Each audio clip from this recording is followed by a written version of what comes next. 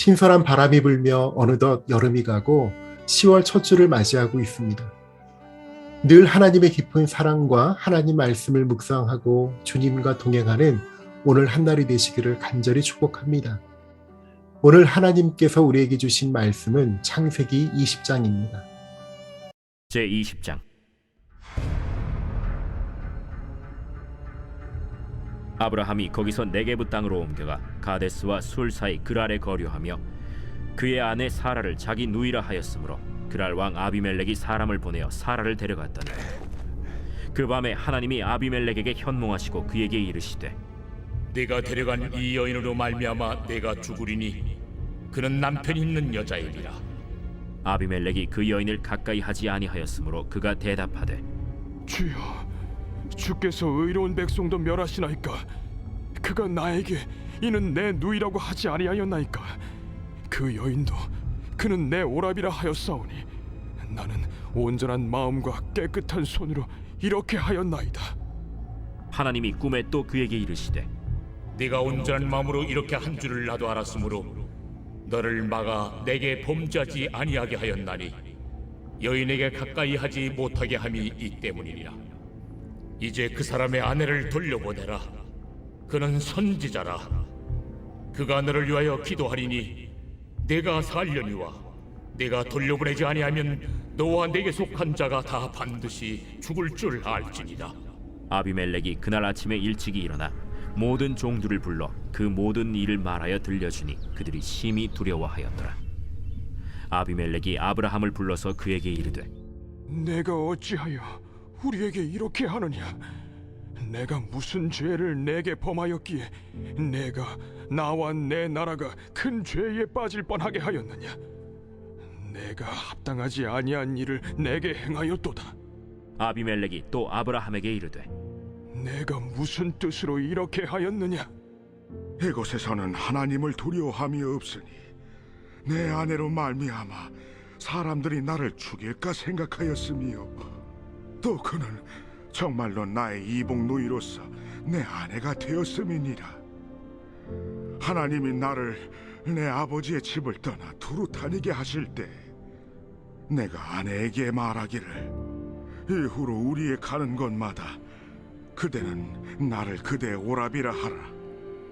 이것이 그대가 내게 베풀 은혜라 하였었노라. 아비멜렉이 양과 소와 종들을 이끌어 아브라함에게 주고 그의 아내 사라도 그에게 돌려보내고 아브라함에게 이르되 내 땅이 내 앞에 있으니 내가 보기에 좋은 대로 거주하라. 사라에게 이르되 내가 은 1000개를 내 오라비에게 주어서 그곳으로 너와 함께한 여러 사람 앞에서 내 수치를 가리게 하였노니 내 일이 다 해결되었느니라. 아브라함이 하나님께 기도하매 하나님이 아비멜렉과 그의 아내와 여종을 치료하사 출산하게 하셨으니 여호와께서 이왕의 아브라함의 아내 사라의 일로 아비멜렉의 집의 모든 태를 닫으셨음이더라. 오늘 창세기 20장은 선민 이스라엘의 혈통적 조상일 뿐 아니라 구속사 전반에 걸쳐 모든 성도들의 믿음의 아버지라 불리어진 아브라함의 일대기가 연이어 기록되어 있습니다. 간단하게 본문 창세기 20장을 요약하면 이렇습니다. 아브라함의 그의 나이 75세에 기근으로 인해 애굽에 내려갔을 때 아브라함은 자신의 아내를 누이라고 속인 적이 있었습니다. 창세기 12장에 나옵니다. 그런데 오늘 본문에 보면 그와 유사한 과오를 다시 한번 범하고 맙니다.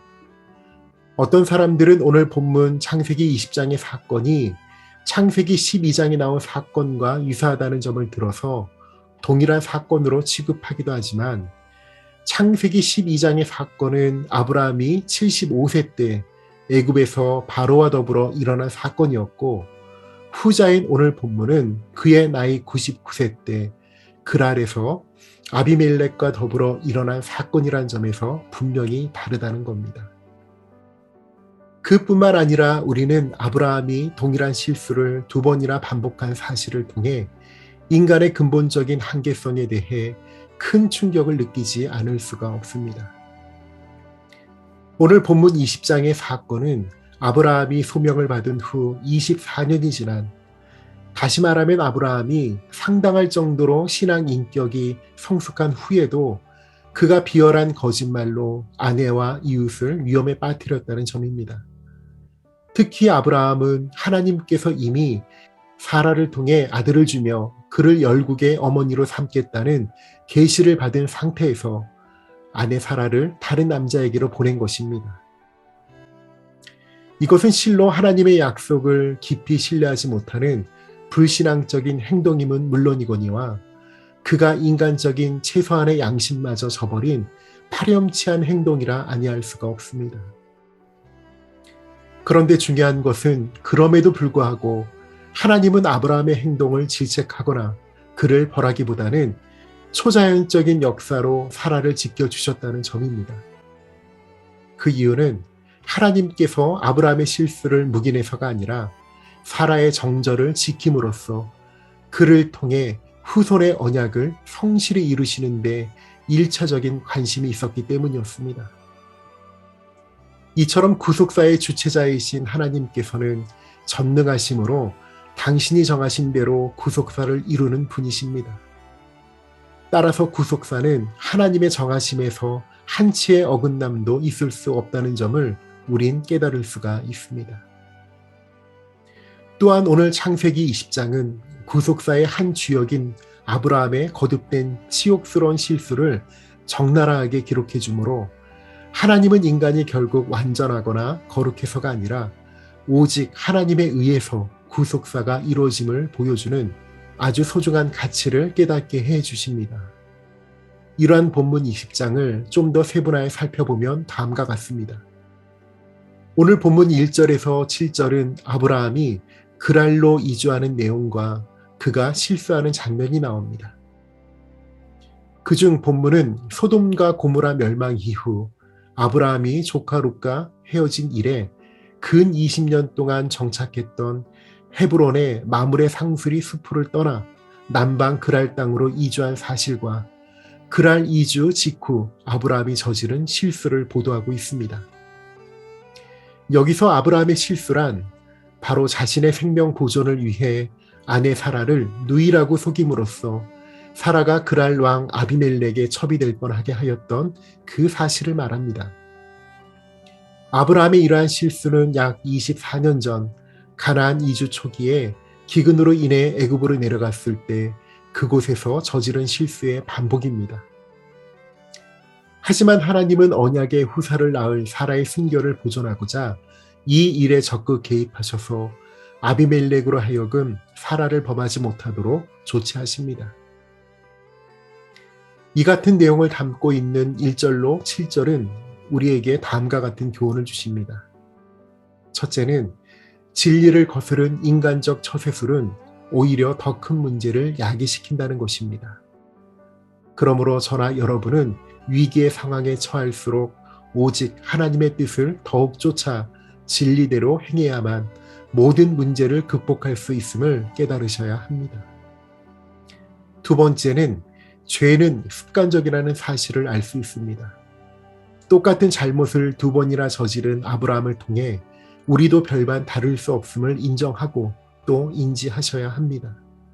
그로 인해 저와 여러분은 자신이 지은 반복적인 죄에 대해 부단히 회개의 삶을 또한 살아내셔야 합니다. 세 번째는 택한 백성의 실패와 범죄에도 불구하고 하나님은 자신이 맺은 언약을 신실히 이행하심을 알 수 있게 됩니다. 이것은 아브라함이 후세에 그가 믿음의 조상이라고 일컬음을 받을 수 있었던 것이 아브라함의 신앙 인격이 위대해서가 아니라 믿음의 조상이 되도록 아브라함의 신앙 인격을 굳게 붙드신 하나님의 은총 때문이었음을 깨닫게 하십니다. 이어서 본문 8절에서 마지막 18절까지는 아브라함을 향한 아비멜렉의 책망과 아브라함의 변명 그리고 화해의 내용이 기록되어 있습니다. 본문은 사라를 취하려다 꿈속에 나타나신 하나님의 경고를 들은 그랄 왕 아비멜렉이 아내를 누이라고 속인 아브라함의 행위를 책망한 사실과 또 이에 대한 아브라함의 변명, 그리고 아비멜렉의 후한 선물 및 호의, 그리고 아브라함의 중보 기도로 말미암아 그랄 사건이 은혜롭게 마무리되는 내용이 기록되어 있습니다. 결국 하나님은 아브라함이 자기 꾀에 스스로 걸려 아내를 빼앗길 뿐 아니라 거짓말한 죄로 이방 왕에게 책망까지 듣는 극도의 궁지에 빠지게 되지만, 하나님은 그에게 도움의 손길을 펼치사 아브라함을 오히려 중보 기도자로 삼음으로 아브라함의 위신을 세워주십니다. 아마도 아브라함은 이 사건을 통해 자신의 연약함과 하나님의 보호하심을 깊이 깨달았을 것입니다.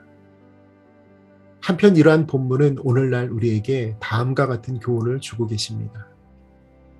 첫째로, 성도가 하나님을 믿는 신앙 위에 굳건히 서지 못하고 죄악에 빠지게 되면 오히려 세상 사람들의 책망과 비웃음거리가 되고 만다는 점입니다. 둘째는, 하나님은 언약 상대자의 불성실로 인해 그 언약이 파기될 수밖에 없는 상황에서도 선한 길을 내사 당신의 언약을 반드시 이루신다는 것입니다. 즉, 하나님은 아브라함의 실수로 그와 사라 사이에서 날 자손으로 가나안 땅의 기업을 잇게 하시겠다는 그 언약이 파기될 위기에서 오히려 강권적으로 역사하셔서 그 언약을 결국 이루심은 물론이요, 또한 아브라함으로 아비멜렉의 호의까지 입게 하셨던 것입니다. 이처럼 하나님의 언약은 인간의 태도와 관계없이 하나님의 신실한 성품에 의해 반드시 성취되는 것입니다. 그러므로 오늘 이 새벽에도 신실하신 하나님을 늘 의지하며 하나님의 뜻을 쫓아 정직하고 진실하게 살아가시는 우리 서울중앙교회 모든 성도님들 다 되시기를 간절히 축복합니다. 다 함께 기도하시겠습니다. 사랑과 은혜가 풍성하신 하나님 아버지, 우리의 연약함을 알고도 늘 하나님의 신실하심을 믿고 의지하며 하나님의 언약의 말씀을 붙들고 살아가는 우리 모든 성도들 다 되게 하여 주옵소서. 아브라함이 하나님 앞에 2번씩이나 같은 범죄를 지은 것은 바로 우리의 모습과도 같기에 늘 겸손하게 주님의 자비와 공의를 구하며 오늘도 하나님의 언약을 이뤄가시는 그 신실한 주님을 믿고 신뢰하는 마음으로 온전히 승리하는 삶을 살아가게 하여 주옵소서. 감사드리며 거룩하신 예수님의 이름으로 기도드립니다. 아멘.